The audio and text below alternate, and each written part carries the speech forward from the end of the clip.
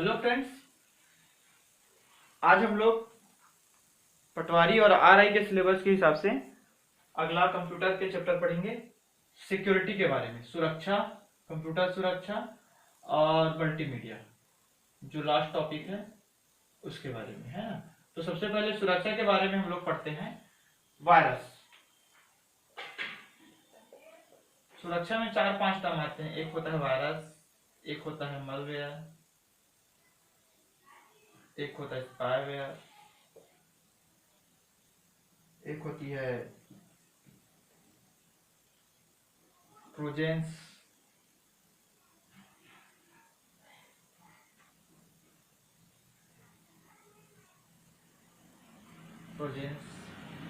एक होता है टाइम बॉम्ब,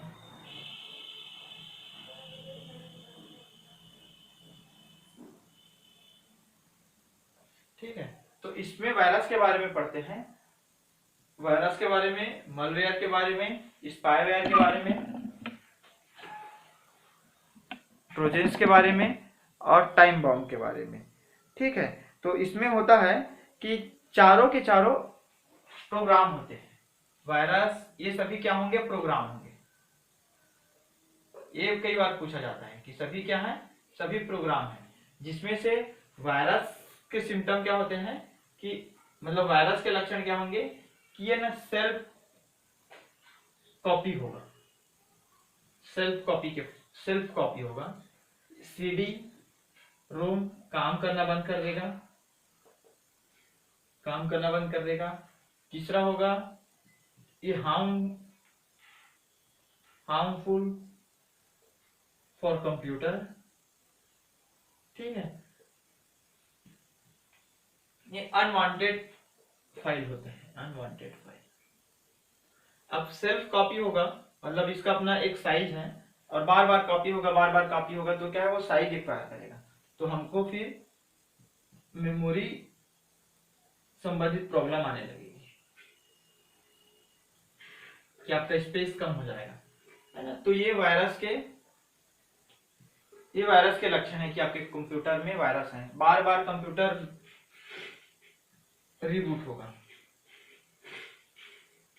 ठीक है। और बाकी मलवेयर, स्पाईवेयर ये भी हार्मफुल प्रोग्राम होते हैं जो अनवांटेड होते हैं। लेकिन इन तीनों से वायरस किस प्रकार अलग होता है कि ये जो है वायरस है वो ना सेल्फ कॉपी होता है, और मलवेयर, स्पाईवेयर, ट्रोजन्स ये सेल्फ कॉपी नहीं होते हैं। इसमें जो टाइम बॉम्ब है, टाइम बॉम्ब की खास बात यह होती है कि ये एक निश्चित समय में,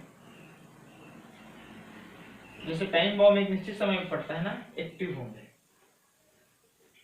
अगर आपके कंप्यूटर में कोई एक टाइम बम आ चुका है, मतलब ये वायरस का ही टाइप है ना, प्रोग्राम का टाइप है, तो क्या होगा कि उसका एक टाइम होगा कि एक पर्टिकुलर डेट पे, एक पर्टिकुलर टाइम पे वो एक्टिवेट होगा। फिर वो एक्टिवेट होने के बाद एग्जीक्यूट होने लगता है इन सब फाइल की। उसके बाद मालवेयर, स्पाईवेयर, ट्रोजन्स, इसकी खास बात होती है कि ये ई के फॉर्म में .exe या .com फाइल के रूप में होते हैं, फाइल के रूप में होंगे, ठीक है। जिसमें से जो स्पाईवेयर को पहचानना सबसे मुश्किल होता है, को डिटेक्ट करना सबसे मुश्किल होगा। और जैसे हम लोग कोई भी फोल्डर, जैसे कंप्यूटर पे है तो फोल्डर का कोई एक्सटेंशन नहीं होता। अगर आपके पास कोई फोल्डर है तो फोल्डर का कोई एक्सटेंशन नहीं होगा। लेकिन अगर वो वायरस युक्त फोल्डर है या फिर स्पाईवेयर, ट्रोजन्स ये युक्त फोल्डर है, तो उसमें क्या होगा, फोल्डर होंगे वो, जैसे आपके पास कोई भी फोल्डर है, एक आपके पास फोल्डर है, इस फोल्डर का नाम समझ लो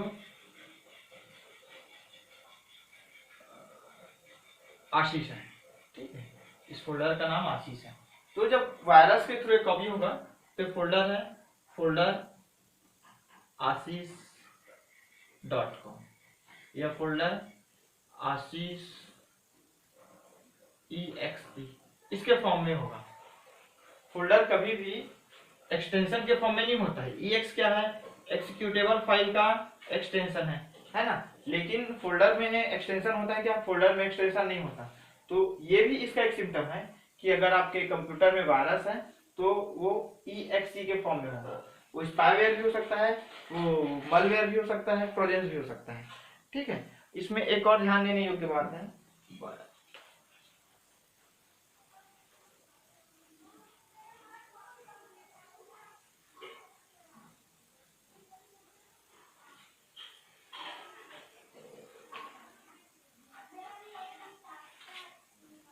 वायरल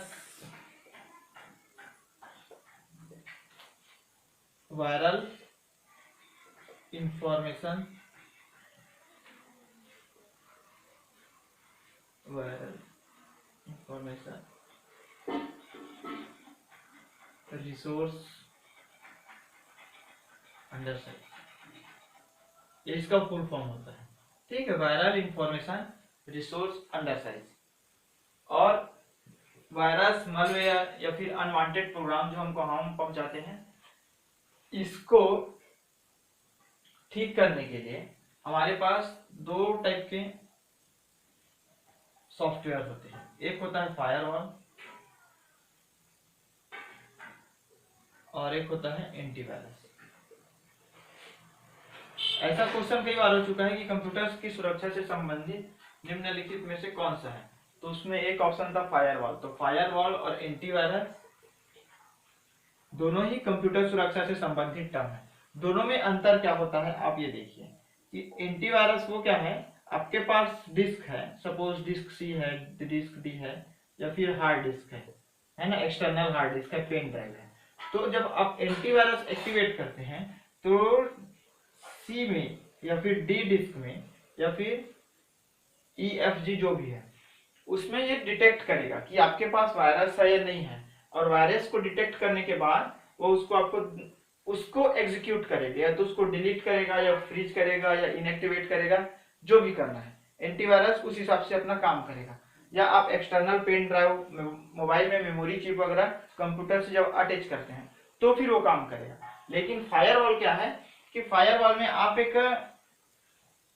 दीवार में समझो कि कंप्यूटर में आप कोई भी चीज को, डाटा को कंप्यूटर में आप ट्रांसफर करने वाले हैं पेन ड्राइव के थ्रू, हार्ड डिस्क के थ्रू, तो इसमें पहले से प्रोग्राम होगा कि इस टाइप के प्रोग्राम को इसको कंप्यूटर के अंदर नहीं आने देना है। तो फिर क्या होगा कि कंप्यूटर के अंदर आने नहीं देगा। कई बार ऐसा होता है कि सॉफ्टवेयर है वो अपने काम की सॉफ्टवेयर है, हार्मफुल नहीं है, तो उसको भी अगर फायरवॉल इस प्रकार से डिटेक्ट किया कि उसको अंदर आने नहीं देगा, तो आपको वहां पे फायरवॉल डिसेबल करना पड़ता है, क्योंकि वो आपके सॉफ्टवेयर को ही आने नहीं दे रहा है। तो फायरवॉल क्या करेगा, आपको केवल प्रिवेंट करेगा, डिटेक्ट नहीं करेगा। आपके कंप्यूटर में जो वायरस है उसके बारे में फायरवॉल कुछ नहीं कर सकता है, लेकिन आपके कंप्यूटर के अंदर जो वायरस है उसके बारे में एंटीवायरस उसको डिटेक्ट कर सकता है, फ्रीज कर सकता है, डिलीट भी कर सकता है और उसको एग्जीक्यूट भी कर सकता है। ठीक है,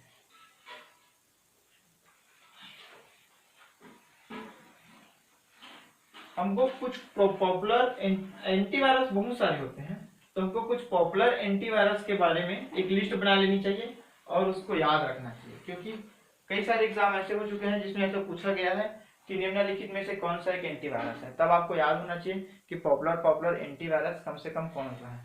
तो जैसे मैं आपको बताता हूँ, है ना, आप नोट कर लीजिए। एक होता है NP, जिसका मतलब होता है नेट प्रोटेक्टर। दूसरा होता है क्विक हिल।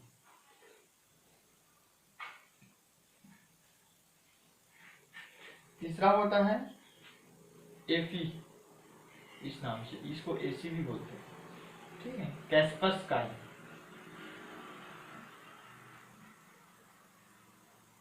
AVG, आवाज। नॉर्टन, एग्जाम में पूछा जा चुका है, एक नॉर्टन कंपटीशन एग्जाम में। पांडा। ये कुछ पॉपुलर एंटीवायरस है जिसको आपको याद कर लेना चाहिए। हो सकता है एग्जाम में कोई एक एंटीवायरस का नाम ही पूछ लिया जाए। ठीक है, फिर उसके बाद है एक वायरस के बारे में जानकारी हो गई, ट्रोजन के बारे में जानकारी